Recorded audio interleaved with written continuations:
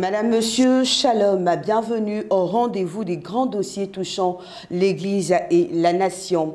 Réaction et position en temps réel et sans détour au regard de la Bible face aux équivoques et subtilités qui gangrènent l'Église de l'intérieur. Vous êtes à tic au tac pour ce numéro, un dossier brûlant à l'affiche. L'ancien président de la Côte d'Ivoire, Laurent Gbagbo, dès son retour en terre ivoirienne après un long séjour à La Haye, se retrouve à l'église catholique. Notons qu'il fréquentait avant son chapitre à la Cour pénale internationale la communauté évangélique. On est en droit de se poser des questions. Le président Laurent Gbagbo de retour à l'église catholique. Que comprendre, c'est le thème de cette émission, thème qui sera traité par le prophète Don Céleste Nabi sans faux fuyant. Rappelons que le serviteur de Dieu est pharmacien de formation, il est spécialiste et défenseur des saintes écritures bibliques, conférencier au niveau national et international.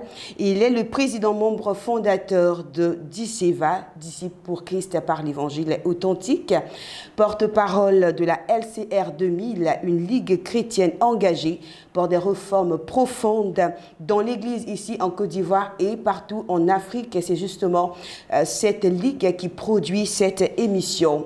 Notons qu'il est également panafricaniste afro-convaincu et présentement en préparation d'un PhD en leadership dans une université basée aux États-Unis. Serviteur de Dieu, shalom à vous. Shalom à vous, ma chère sœur. Vous avez décidé de vous prononcer sur un sujet très brûlant. Tout à fait, par la grâce de Dieu. Voilà, nous vous laissons avec nos chers téléspectateurs. Merci à vous, madame. Mais avant, je souhaiterais chanter ce cantique-là, accompagné de ma sœur, à la gloire de notre Seigneur Jésus-Christ, avec tout le peuple de Dieu. On peut aller.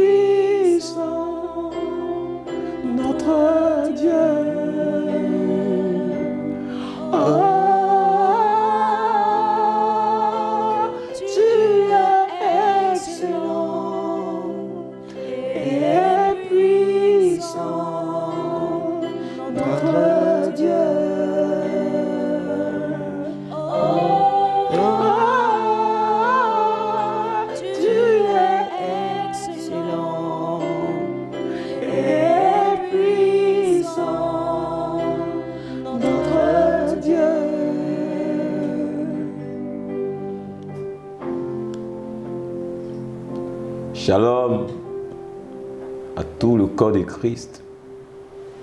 Shalom au peuple de Dieu ici en Côte d'Ivoire.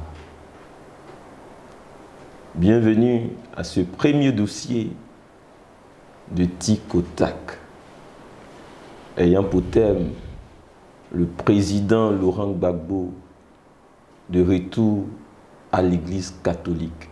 Que comprendre? Très chers compatriotes ivoiriennes et ivoiriens, bien-aimés frères et sœurs dans la foi, pasteurs et leaders d'église, que la paix de Dieu vous soit donnée de la part de notre Seigneur Jésus-Christ, Dieu et Fils de Dieu. Que notre belle nation, la Côte d'Ivoire, demeure dans les bonnes grâces du Dieu très haut et du Tout-Puissant. Et que toutes les promesses et tous les desseins souverains de Dieu pour cette nation s'accomplisse, chacun en son temps, pour le bonheur du peuple ivoirien et pour la gloire de Dieu seul. Pour ceux qui me connaissent et me suivent dans plus de 190 pays dans le monde, à travers la télé et les réseaux sociaux, à cause de Jésus-Christ et non pas de ma tête qui s'apprête à accueillir la calvitie, que cela sache que je n'ai pas la culture de parler ni de façon désordonnée, ni de façon nommée des églises, des hommes de Dieu, encore moins des autorités politiques. Car pour moi, le respect de la dignité et du libre choix des uns et des autres est un fondamental non négociable. Rien ne vaut la dignité de l'autre, peu importe les temps, les circonstances et les événements. Il faut tout faire pour préserver la dignité de l'autre. De deux, je n'aime pas parler de ce que je ne sais pas, ni des choses qui ne me concernent pas. J'ai horreur de me rendre là où Dieu ne m'a pas envoyé, ni de faire ce que Dieu ne m'a pas envoyé faire. De trois, je n'aime pas sortir de l'univers du mandat qui m'est échu par la grâce de Dieu. Le mandat de prophète de Jésus-Christ et d'homme de révélation des Saintes Écritures bibliques que j'assume. C'est donc dit qu'en intervenant sur ce plateau, à 7 heures, je ne déroge pas à ma règle et tradition, ni à mon code d'éthique du respect scrupuleux de la dignité d'autrui. Bien au contraire. Voyez, il y a de cela 2 semaines, que relativement à un sujet que j'ai traité sur une chaîne télévisée à la fin des nations, j'avais très clairement démontré et conclu que le mouvement de 90 à 2007, qui a semblé être un réveil ici en Côte d'Ivoire dans le corps du Christ, ne fut rien d'autre en réalité qu'un gros fake, un grand n'importe quoi qui a enfanté à notre nation au corps du Christ le chaos, l'instabilité, le désordre et la confusion. Nous avions dit sans détour que ce ne fut point un réveil authentique. Et en la matière, nous n'avons vu personne, je dis bien personne, venir objecter publiquement relativement à nos propos. La vidéo est sur notre page YouTube. Aujourd'hui encore, nous revenons pour attester que ce ne fut qu'un fake. Mais mieux, ce fut, et c'est toujours un earthquake. Je traduis pour vous de l'anglais au français, un tremblement de terre, une calamité, une catastrophe qui a vu s'engloutir de belles gloires et de belles destinées que nous déplorons. Nous avons mal. Pour ceux qui douteraient encore, chrétiens et églises, pasteurs et leaders, nous vous invitons à vous donner le temps de continuer à contempler de par vous-même le fruit de ce prétendu réveil. Et vous verrez qu'il ne s'agit que de désolation, je pèse mes mots, de déception, de rétrogradation, de trahison, d'instabilité, de regret, de désillusion, de contusion, etc., etc. La liste étant non exhaustive. Oui, ce ne fut que du bruit orchestré par des losers en costume et cravate, voire avec des accoutrements effroyables, très loin de la simplicité qu'incarne notre modèle par excellence, notre Seigneur Jésus-Christ. Bien évidemment que ceux des hommes de Dieu qui étaient sérieux dans leur ministère, qui ne se sont point mêlés à ce désordre organisé, à cette arnaque spirituelle, à cette aventure sans suite, à cette odyssée de perdition, à ceux-là, nous voulons véritablement rendre hommage. Pour être précis, je viens ce matin évoquer un dossier qui concerne la personne du président Laurent Gbagbo. Non pas Laurent Gbagbo en tant que président, ni homme politique, mais Laurent Gbagbo en tant que croyant, qui n'avait nullement pas caché sa foi chrétienne évangélique. Et j'en parlerai, non pas pour faire incursion dans la politique, mais parce que j'estime que les temps, les circonstances, les événements et ce dossier en lui-même cadre avec l'univers de mon appel et de mon mandat de prophète de Jésus-Christ.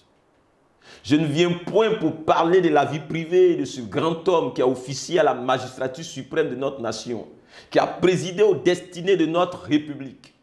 Je ne parlerai pas de Laurent Gbagbo en tant que citoyen, ni homme politique, ni homme d'État. Allah non. Mais je ne parlerai de Laurent Gbagbo qu'en tant que fidèle chrétien et croyant. Et ce, sans passion, ni débordement, sans sortie du lit du contexte, sans caricature, sans pédantisme, sans excroissance langagère. Je tiens à m'exprimer de la façon la plus simple possible pour me faire comprendre par le grand nombre. Je reste très respectueux des autorités politiques du fait de mon éducation et conformément à ce que nous recommandent les saintes écritures bibliques. Savoir ceci. Je lis pour vous. Romains 13, versets 1 à 2. Que toute personne soit soumise aux autorités supérieures, car il n'y a point d'autorité qui ne vienne de Dieu. Et les autorités qui existent ont été instituées de Dieu. C'est pourquoi celui qui s'oppose à l'autorité résiste à l'ordre de Dieu qui a établi. Et ceux qui résistent attireront une condamnation sur eux. En tous les cas, je reviens encore pour dire qu'en réalité, ce n'est pas tellement la personne du président Laurent Gbagbo en elle-même qui est au centre de mon intervention, mais c'est ceux qui avaient la charge de son encadrement dans la foi chrétienne que je voudrais m'adresser. C'est à eux que je voudrais m'adresser. Et je souhaite qu'ils nous répondent et qu'ils nous répondent de la façon la plus convaincante. Parce qu'ils sont bien là. Ils ont des comptes à rendre au corps de Christ d'ici en Côte d'Ivoire. Et je veux d'ailleurs leur dire ceci. Ils n'ont plus de raison de s'exiler. Personne n'est à leur recherche, vu qu'ils sont supposés n'être pas des politiques. Et vu que les vrais politiques eux-mêmes sont rentrés au pays, qu'ils reviennent donc pour répondre de leur leadership, pour que nous soyons situés. Ils n'ont aucun intérêt à fuir la réalité du fruit de leur ministère rendu. Sur une décennie, personne ne leur en veut. Après un travail bien fait, il faut bien un bilan et éventuellement une promotion. Encore une autre précision. Pour ceux qui vont se demander qui est cet homme, que recherche-t-il? Des vues, des j'aime, un buzz ou autre? Qu'il soit plus que rassuré. Je ne cours derrière la recherche d'aucune renommée en me greffant aux événements de la société telle une sangsue pour me faire une certaine visibilité. Si c'est la renommée dans le ministère, je l'ai déjà, notamment dans ce pays et ailleurs. Si c'est la matière grise, je l'ai aussi déjà. Si c'est le bagage doctrinal, théologique et intellectuel, je l'ai aussi déjà. Si c'est la situation sociale, je l'ai aussi déjà. Et tout ceci par la grâce souveraine de Dieu. Mettons donc de côté les choses temporelles pour aller à l'essentiel.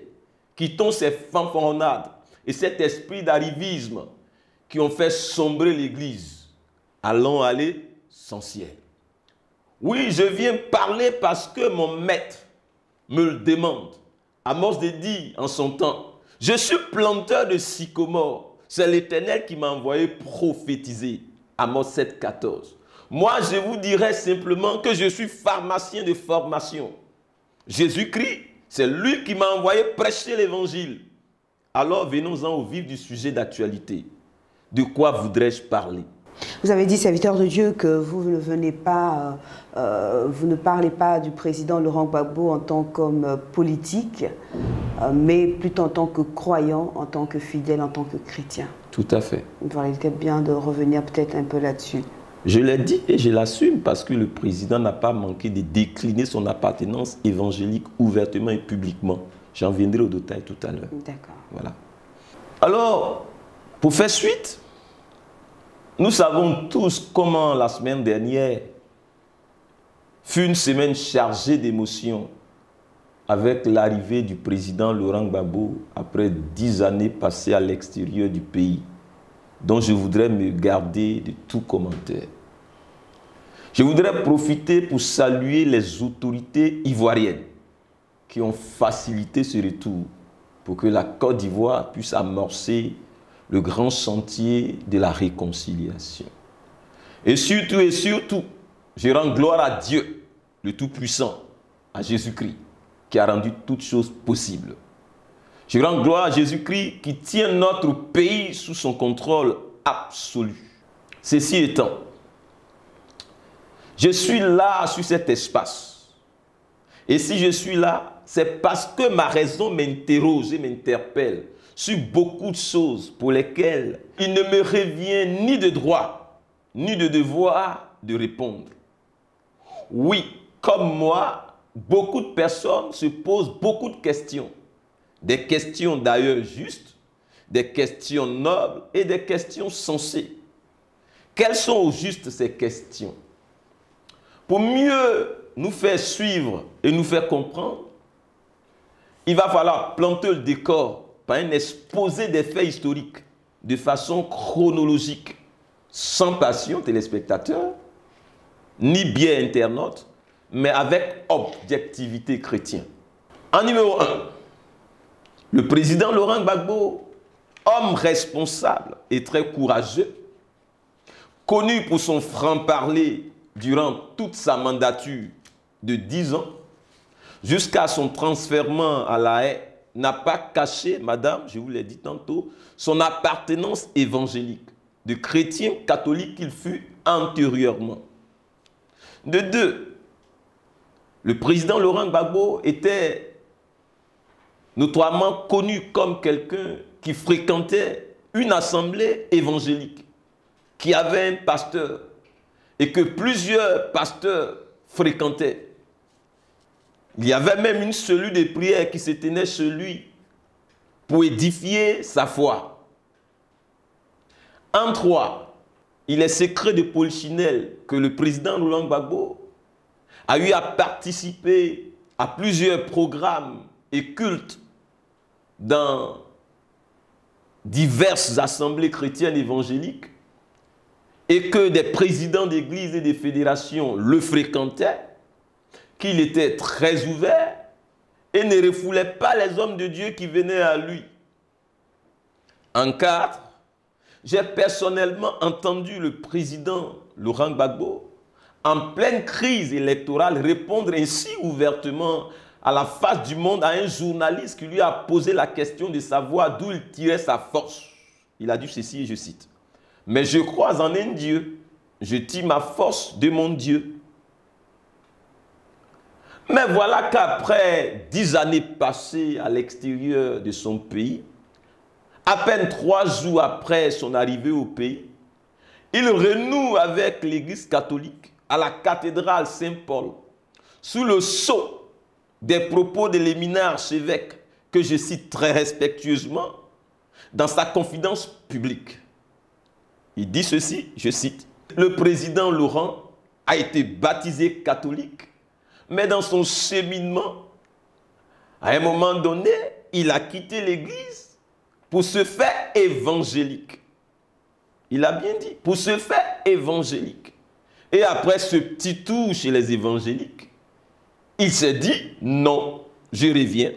Je reviens dans la religion dans laquelle j'ai été baptisé.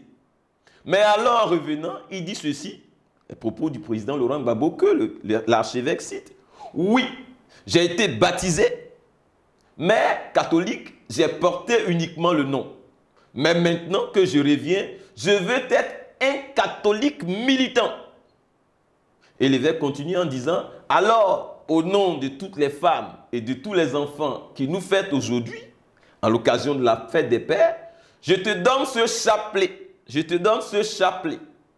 Alors, en te donnant ce chapelet, je vous convie à la Vierge, parce que le train de la réconciliation est sur les rails. Mais il faut que ce train aille jusqu'à la gare de la paix. La Vierge vous accompagnera pour que cela soit vraiment une réalité pour toute la Côte d'Ivoire. Encore une fois, bonne fête des pères. Je ferme la citation. Et, internautes, téléspectateurs, peuple de Dieu, nous avons même vu un président, Laurent Gbagbo, heureux, comme nous le lui connaissons, esquisser des pas de danse dans une atmosphère de joie et une ambiance ordonnée. Alors, fort de cet événement, ça se posait des questions. Mais avant même d'en venir aux questions, je voudrais faire des précisions à valeur logarithmique près, savoir, je n'ai aucune prétention de vouloir juger ma chère sœur, internaute, peuple de Dieu, l'Église catholique. C'est même une institution que je respecte énormément pour son organisation et l'ordre qui y prévaut.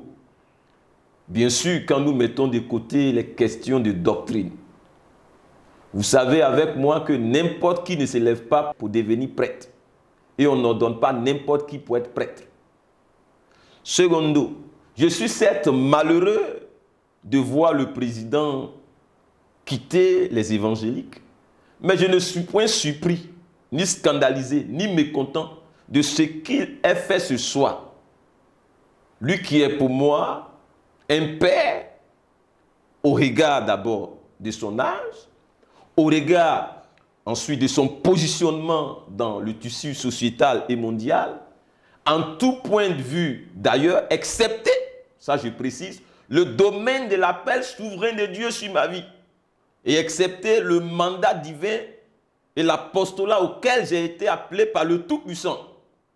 Tertio, je n'ai aucun compte à demander à l'Église catholique. Je n'ai rien contre elle en tant qu'institution, sinon quel culot serait-ce de ma part. Quarto, je n'ai non plus aucun compte à demander au président Laurent Gbagbo en matière de foi, en matière d'orientation spirituelle, en matière de choix spirituel, parce que je l'ai entendu dire ouvertement à des pasteurs, je suis votre fils. Je suis votre fils. Que donc ces pères d'hier viennent nous répondre quant à ce que devient la foi de leur fils? Qui viennent nous dire ce qui s'est passé et ce qui se passe? Oui, je le dis. Je n'ai absolument rien à demander au président Laurent Gbagbo. Pour deux raisons. En un, parce qu'il a besoin de récupérer tranquillement. Ce n'est pas un jeune homme. En deux, parce qu'il a dit que politiquement, il ira jusqu'au bout. Et il arrive jusqu'au bout. Il a donc assumé. Que donc ces mentors spirituels d'hier viennent nous répondre spirituellement. Que les prophètes d'hier viennent nous répondre prophétiquement. Que les consciences morales d'hier viennent nous répondre en toute conscience, preuve à l'appui. Oui, je le dis encore, je n'ai rien à demander à l'Église catholique. Aucun compte à demander au président Laurent Gbagbo. Il est libre d'appartenir à l'obédience religieuse de son choix. Nous sommes dans un État laïque. Et l'Église catholique n'a rien fait de mal en la matière. Mais j'ai par contre beaucoup de questions, ma chère sœur et internaute, à poser à tous ces hommes de Dieu qui pendant plus de 10 ans, pendant que le président était aux affaires, l'ont encadré, surtout et surtout spirituellement, quant à sa foi, je vais dire. Je ne rentrerai pas dans les affaires de gestion politique. Je ne suis pas un politique. Je ne connais pas la politique politicienne. Ce dont j'ai la maîtrise et la certitude, c'est les saintes écritures bibliques. Je souhaiterais, et même j'exige, qu'on me réponde, que les encadreurs spirituels, ceux-là qui le conseillaient et l'orientaient spirituellement, nous répondent. Qu'ont-ils fait de lui au juste en tant que fidèle chrétien évangélique? Qu'est-ce qu'ils ont pu bien lui raconter pendant tout ce temps qu'il a passé avec eux ou qu'ils ont passé avec lui? Je ne voudrais pas parler de la personne de Laurent Gbagbo en tant que président, mais de l'homme en tant que croyant, en tant que quelqu'un qui avait publiquement, de son rang de président, décliné son appartenance évangélique. Ce fut une grande première en Afrique, l'une des grandes premières en Afrique pour un président. Je voudrais parler de la question de son salut, du salut de son âme, de son encadrement dans la foi. Au juste, qu'en ont-ils fait? Qu'ont-ils fait de son âme, de sa communion avec Christ pendant tout ce temps? Qu'ont-ils fait de la vision que Dieu avait pour cette nation via cet homme? Parce que Dieu, ma chère sœur, accomplit toujours une partie de sa volonté à travers les hommes qu'il positionne, qu'il établit au sommet des nations. J'ai entendu une parente très chère, très proche à mon épouse dire, et je cite, « Oui, nous avons failli à notre mission d'encadrement dans la foi, parlant du retour du président Laurent Gbagbo à l'Église catholique. » J'ai immédiatement demandé à ma belle épouse de lui répondre ainsi. Mon mari n'a point failli en quoi que ce soit quant à sa mission en la matière. Mais c'est plutôt ceux qui ont été aux affaires spirituellement, ceux que Dieu a responsabilisés et ceux qui se sont invités à cette tâche qui ont failli. Ne créez point la confusion en amalgamant les choses pour dédouaner les uns par l'effet décrédibilisant des masses. Nous sommes tous ici en Côte d'Ivoire. Nous savons qui a fait quoi, qui faisait quoi, quant à l'encadrement spirituel du président Laurent Gbagbo. Je reviens encore pour dire, ça n'est point le retour du président Gbagbo à l'Église catholique qui me fait mal ou qui me pousse à parler. Je n'ai rien contre l'Église catholique. L'Église catholique, ce n'est pas l'enfer. Les églises évangéliques, ce n'est pas le paradis. Le salut authentique se trouve en Jésus-Christ seul. La vérité du salut n'est révélée que dans la Bible, à travers la bonne interprétation des Saintes Écritures, la sainte doctrine. Les Écritures saintes même de dire, ainsi la foi vient de ce qu'on entend, et ce qu'on entend vient de la parole de Christ, Romains 10, 17. Et nos maîtres et prédécesseurs d'hier notamment, Augustin Martin Luther l'allemand de dire, et je cite, l'homme est sauvé non pas parce qu'il croit, c'est-à-dire pas par le fait simple de croire, pas par le fait d'avoir la foi, mais par ce qu'il croit, c'est-à-dire par ce en lequel il croit, par ce qui fait l'objet de sa croyance, par le contenu de sa croyance. Voilà. Nul n'est sauvé par aucune église, même s'il nous faut une église pour vivre en communion et construire notre foi. Oui, aucune église ne sauve, même si c'est par le canal de l'église ou des membres de l'église que Dieu sauve les âmes. Les Écritures sont formelles à ce propos. Elles disent, car c'est par la grâce que vous êtes sauvés par le moyen de la foi. Et cela ne vient pas de vous, c'est le don de Dieu. Ce n'est point par les œuvres, afin que personne ne se glorifie. Éphésiens 2, versets 8 à 9. Pour moi, ma chère sœur, téléspectateurs et internautes, une église n'est authentique que si elle prêche le véritable Jésus-Christ, tel qu'il est révélé dans la Bible. Si elle prêche et vit la saine doctrine, c'est-à-dire si elle a des pratiques qui sont conformes aux saintes écritures bibliques, il est certes vrai et indiscutable que je ne partage ni la même ligne doctrinale que l'Église catholique en beaucoup de points, ni le même canon que l'Église catholique, je vais parler de la Bible, ni la même croyance, ni le même credo doctrinal, mais entre moi et cette institution, ça n'est pas la guerre, mais c'est la coexistence pacifique. Nous vivons en très belle intelligence, sans nullement que je manque de faire valoir mes points de vue doctrinaux quand besoin est, et comme cela se doit très respectueusement, de façon intelligible. Avant d'aller à ce que je suis venu dire ce jour, je voudrais préciser que ce jour-ci, nous ne sommes donc pas là ni pour des confrontations, ni pour des dissensions doctrinales vis-à-vis de l'Église catholique. Alors, loin de là. Ni pour des débats doctrinaux stériles, ni pour de la belligérance se rapportant à des divergences de convictions doctrinales et autres. Ça n'est point le cadre ni notre culture. Mais nous sommes là pour que soient situées les parts de responsabilité et que soient levés les équivoques en notre sein, nous les églises évangéliques. Que cela soit donc très clair. Je ne suis point défenseur de l'Église catholique comme si elle avait besoin d'être défendue. Je ne suis point fossoyeur de l'église évangélique non plus.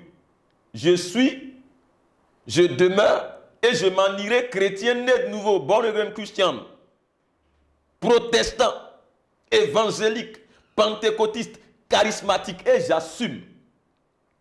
Je suis très ferme sur mes appuis et mes convictions des chrétiens évangéliques. Et je protesterai tant que le besoin sera. Mais la présente heure n'est pas à cela. Il y a un temps pour tout, disent les Écritures.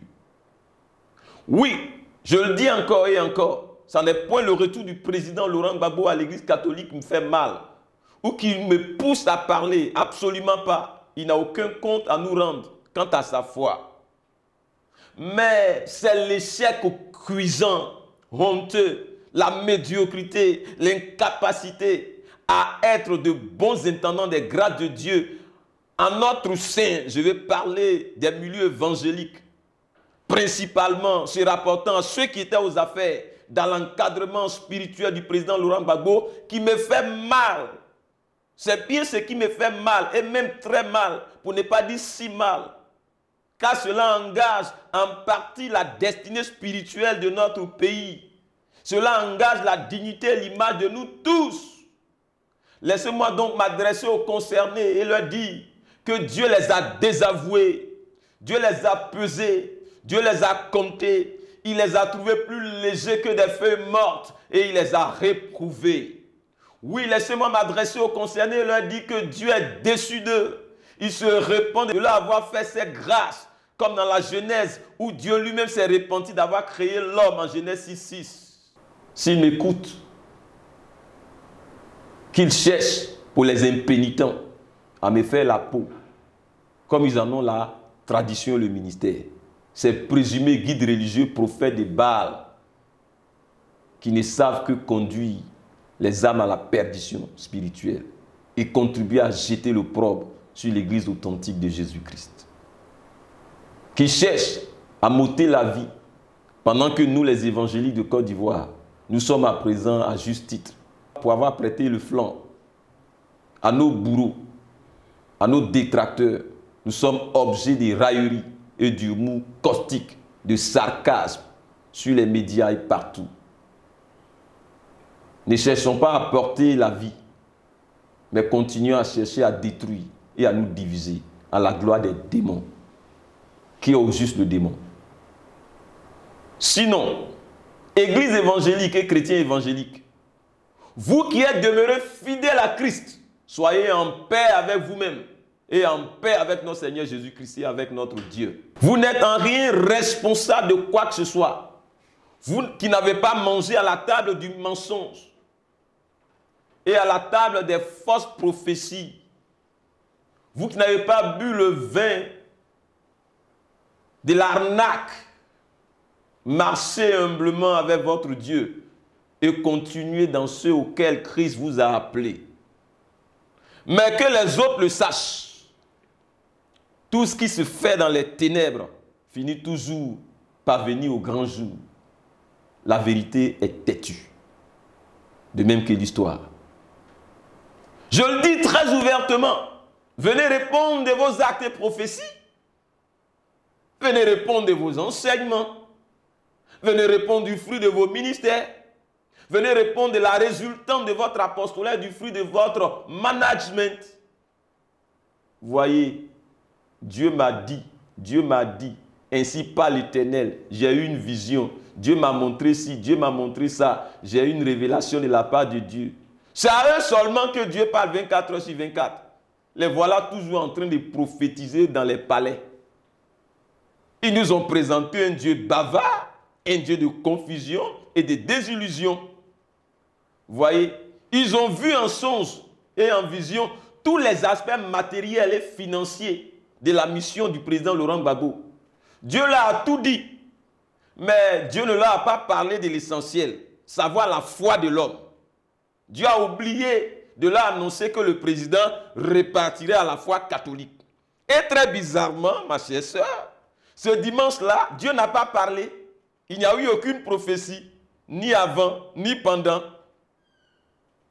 Mais arrêtez cette comédie. Voyez bien qu'ils se sont construits sur le dos du président. Mais ils n'ont pas construit la foi du président en tant que croyant. Ils n'ont pas vu en tant qu'une âme, en tant qu'une brebis, mais en tant qu'une manne, en tant que de l'orange à presser jusqu'à la sécheresse, jusqu'à l'essorer.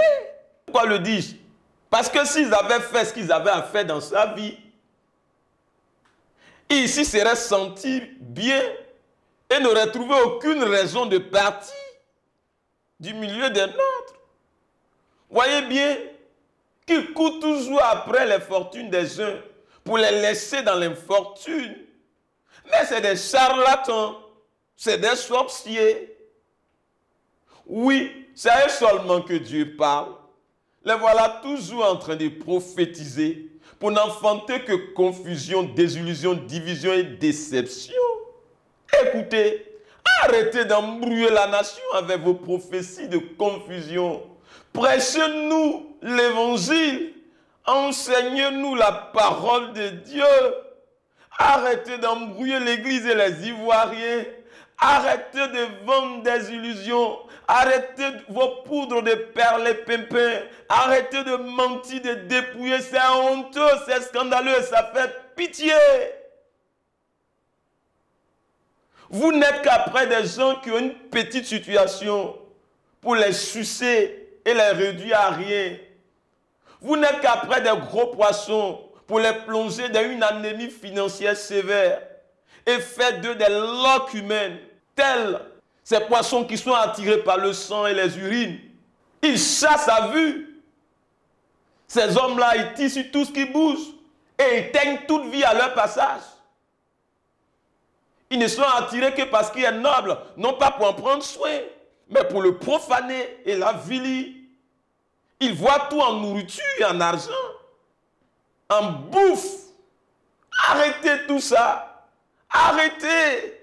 Il s'agit d'êtres humains, non pas de poissons, comme vous aimez à les appeler, ni des corbeaux, comme vous aimez à les qualifier, ni des marchandises, comme vous les traitez. Leur âme coûte très cher à Dieu. Leur salut a tant coûté à Dieu. Cela lui a coûté la vie de son fils Jésus-Christ.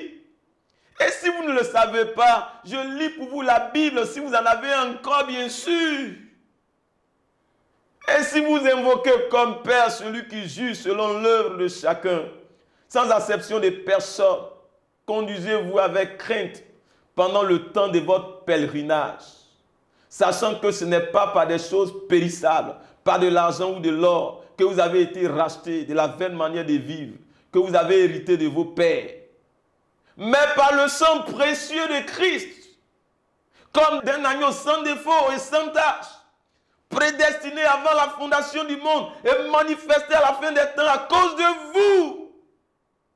Là, je vous cite l'apôtre Pierre. Arrêtez donc de rabaisser notre Dieu et de faire le mendiant en plein temps son nom. Arrêtez de faire les prophètes de Baal. Ça rattrape tôt ou tard. Arrêtez cette désacralisation humiliante et honteuse. Sortez du ministère de la mendicité des croque-morts. Gloire à Christ. Que les prophéties vont à présent beaucoup chuter en nombre. Parce qu'il n'y aura plus de source de motivation. Beaucoup de ministères risquent même de prendre fin. Ça, c'est vraiment dommage. Au juste qui les a appelés, Dieu ou la peau du président, Dieu ou les personnes nantis. Gloire à Dieu qui nous envoie un message fort, chrétiens évangéliques, pasteurs et églises évangéliques.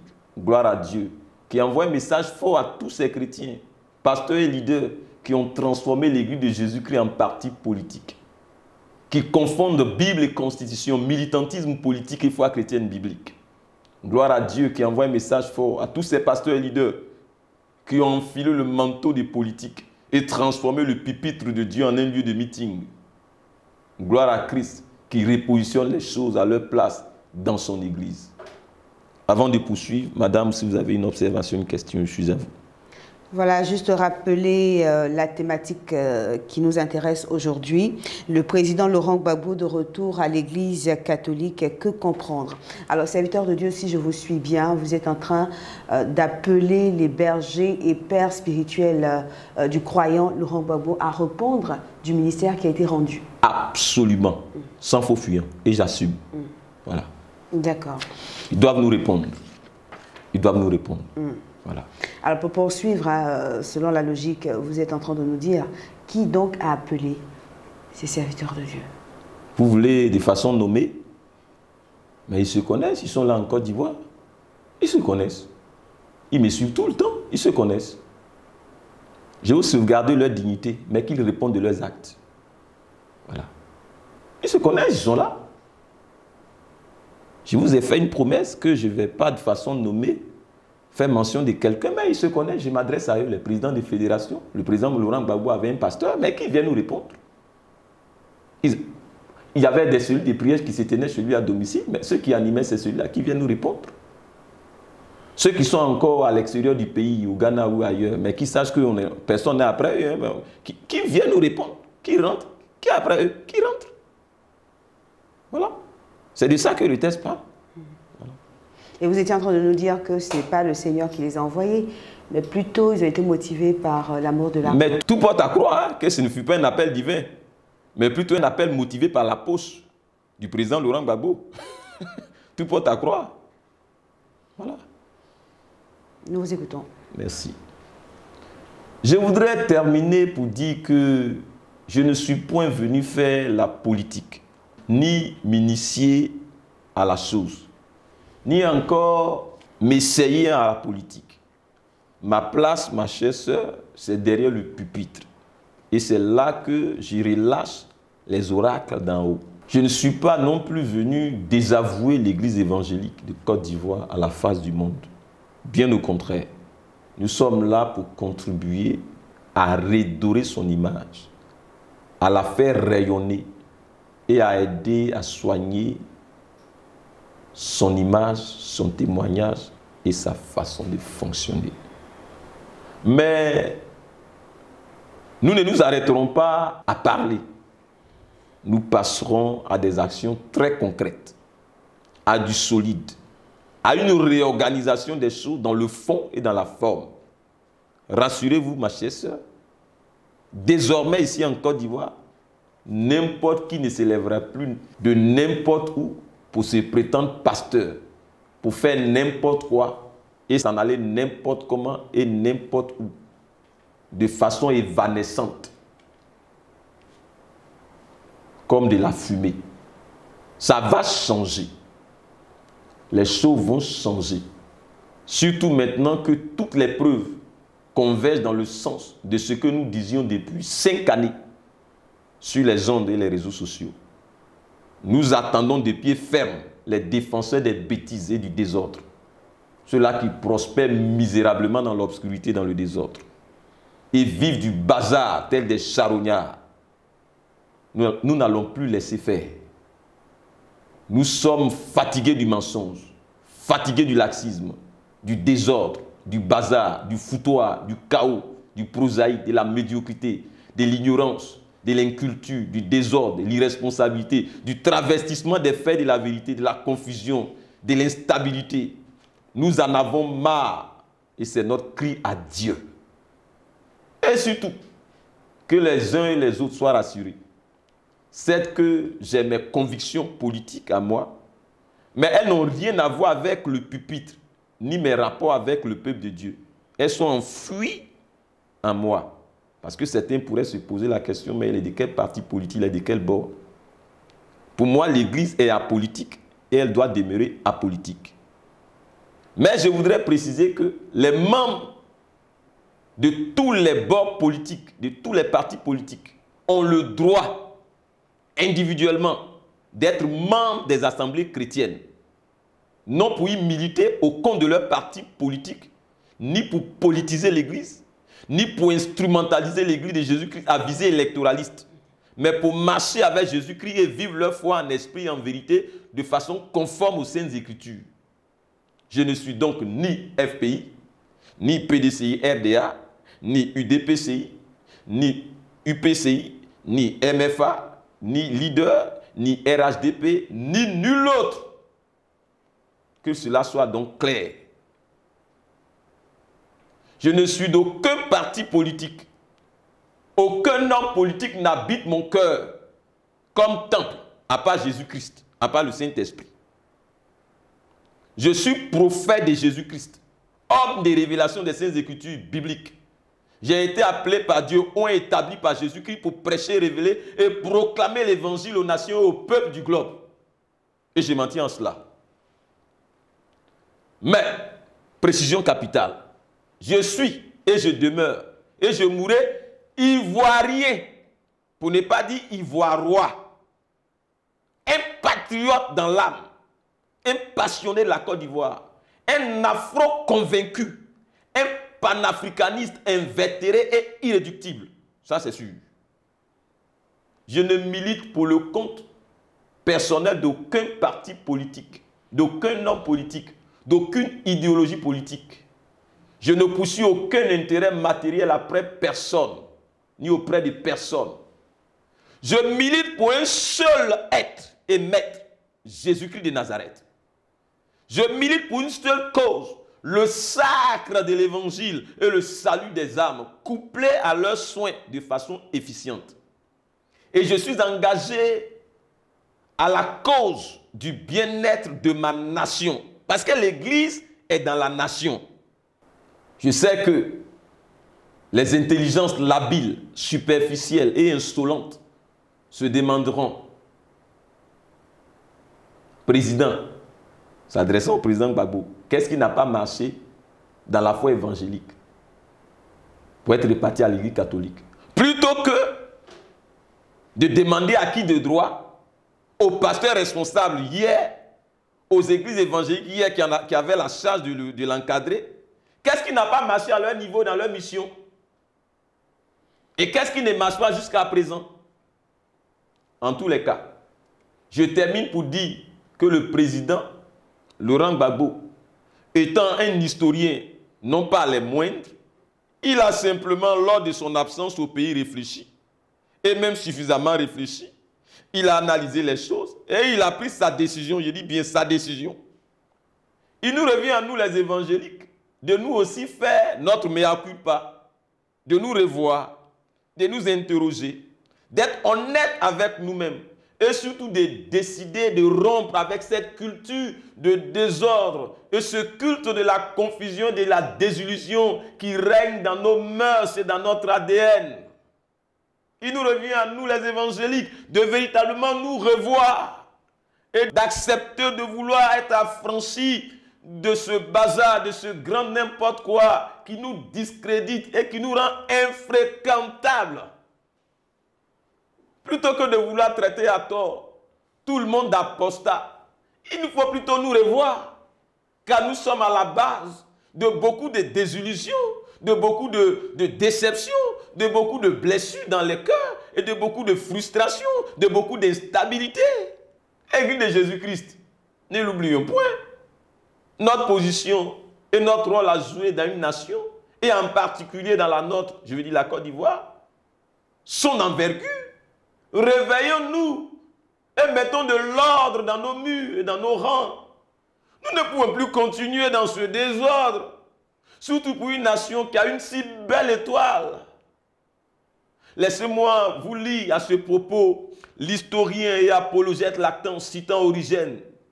Nous, lorsqu'il parle de l'Église, nous, lorsque les circonstances l'exigent, apportons une aide au roi. Et cela pour ainsi dire, une aide divine. Voilà la contribution de l'Église. S'armant de toute l'armure de Dieu. Ça ne s'arrête pas là, je continue pour vous. Plus une personne excelle dans la piété, plus l'aide qu'elle accorde au roi est efficace, encore plus efficace que celle qui vient des soldats. On a vu des pasteurs ici qui avaient des maîtresses, qui étaient dans n'importe quoi. Quelle pouvait être leur contribution en termes d'efficacité spirituelle, en termes de lumière divine, en termes d'orientation divine? Eux-mêmes habitent l'obscurité, les ténèbres. Franchement, je lis encore pour vous. Nous, par nos prières, vainquons tous les démons qui attisent la guerre, vous voyez. Donc l'Église est garante de paix et conduit à la violation des serments et trouble la paix. Vous voyez le rôle de l'Église. La présence de l'Église rime avec stabilité lorsque l'Église fait son travail. Vous me parlez d'un réveil et suite au réveil, c'est une crise post-électorale avec la guerre.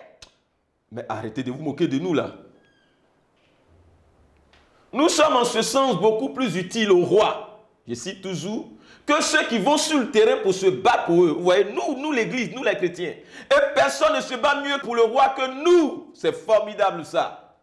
Car nous nous battons pour son compte, formant une armée spéciale. Nous sommes des paracommandos. Une armée de piété offrant nos prières à Dieu. Quand Dieu rend son verdict, dites-moi quel peut être le verdict contraire, capable de révoquer celui de Dieu. Église, nous avons une responsabilité. J'ai cité pour vous Origène. N'est-ce pas noble ça, ma chère sœur? N'est-ce pas merveilleux? Qu'avons-nous à nous corrompre par du futile? Pasteur, leader, à nos postes, s'il vous plaît. Chrétiens et chrétiennes, revenons dans le match, dans le bon combat, le combat de la foi. Le combat du triomphe de l'évangile pour le salut des âmes et du soin des saints par des actions concrètes. Peut-être que cela nous est dit dans Ephésiens 2, le verset 10, je lis pour vous. Car nous sommes son ouvrage, ayant été créés en Jésus-Christ, c'est-à-dire étant nés de nouveau pour de bonnes œuvres que Dieu a préparées d'avance afin que nous les pratiquions. Oui, je suis de ceux qui croient et sont convaincus que Dieu a un très merveilleux plan pour ce pays et qu'il le mettra à exécution avec la collaboration de l'Église. Je suis de ceux qui croient que Dieu a quelque chose à faire avec cette nation-ci, que cette nation est son soir. Je sais que les sorciers obscurantistes s'élèveront parce que nous voulons établir l'ordre dans l'Église et contribuer à aider les chrétiens à être affranchis de la confusion et de l'ignorance. Mais je suis prêt et j'assume. Et je sais qu'il y a beaucoup de personnes qui s'accordent avec moi. À ceux-là, je vous dis infiniment merci et que Dieu vous comble davantage de grâce sur grâce. Je voudrais terminer mes propos pour souhaiter, ma chère sœur, bonne arrivée au président. Que Dieu guide toutes les autorités ivoiriennes. Que Christ bénisse ma nation, la Côte d'Ivoire, et que le Tout-Puissant continue son œuvre dans son Église à travers ses serviteurs et son peuple. Voilà, serviteur de Dieu, pour terminer, est-ce que vous avez un dernier mot? Effectivement, mon dernier mot, je voudrais dire merci à tous les serviteurs de Dieu qui sont restés fidèles à Jésus-Christ, fidèles à la bonne ligne doctrinale, qui continuent d'aimer les fidèles, qui prennent soin d'eux et qui prient pour la nation. Que la paix du Seigneur soit avec eux, que Dieu continue de guider les autorités politiques, elles toutes, pour le bonheur de la Côte d'Ivoire. C'était la LCR 2000, la Ligue chrétienne des réformateurs, avec son porte-parole, le prophète Don Céleste Nabi. Paix sur la Côte d'Ivoire, paix sur l'Église de Jésus-Christ et paix sur Israël.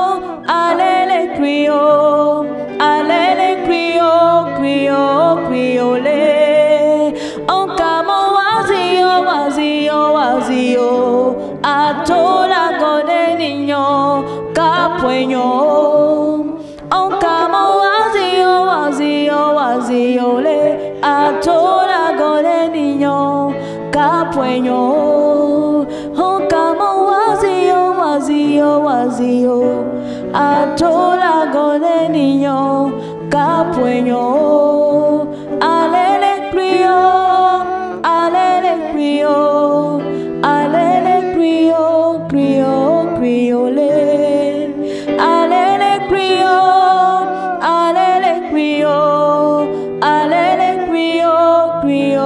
criole. Merci beaucoup, serviteur de Dieu, pour cet exposé avec pour thème le président Laurent Gbagbo de retour à l'église catholique. Et que comprendre? Il faut savoir que nous étions à votre émission Tic Tac, le rendez-vous des grands dossiers touchant l'église et la nation, réaction et position en temps réel et sans détour au regard de la Bible face aux équivoques et subtilités qui gangrènent l'église de l'intérieur. Certainement d'autres rendez-vous lorsque le besoin se fera sentir. Portez-vous bien. Shalom à tous.